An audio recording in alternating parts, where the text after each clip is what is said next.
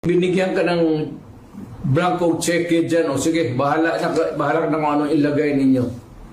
In the same manner, yung mga blanco-blanco dyan, whatever or whoever corresponds to that particular item is free to just fill up the amount. That is not by all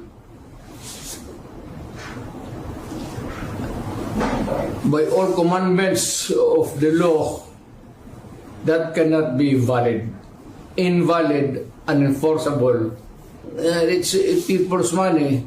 Maglagay ka ng mga mga provisions, but without the true and correct items or money that would be appropriated by Congress, by the people owning the money.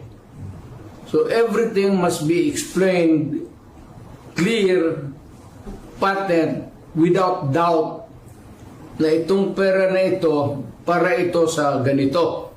Itong para na ito para sa eskwelahan, ito para sa agriculture. But you do not leave any item there vacant. Itong pera na ito blanco to be filled up later on. That is not allowed by law.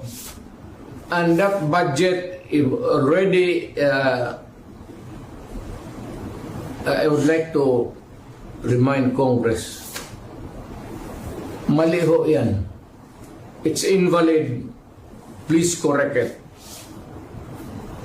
Or recall the budget and demand an explanation kung bakit dumating sa inyo yan na ganun kablangko. We are not, para ka binigyan ka ng blanco check dyan, o sige, bahala ka na kung anong ilagay ninyo. In the same manner, yung mga blanco-blanco dyan, whatever or whoever corresponds to that particular item is free to just fill up the amount. That is not by all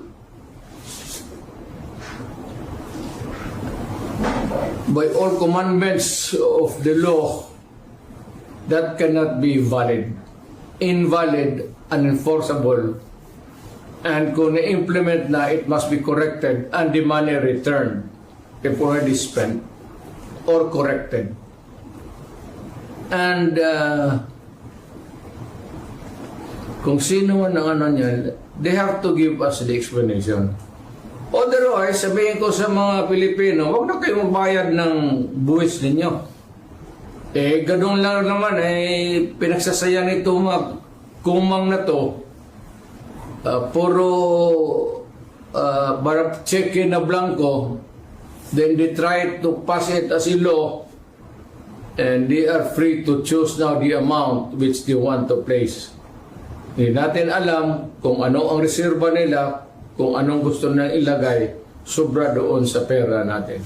It could be that the money is in the hands of the government now, or future appropriations, or reserva ba ito? If it does not clear anything, then that is invalid and not correct. Thanks, sir.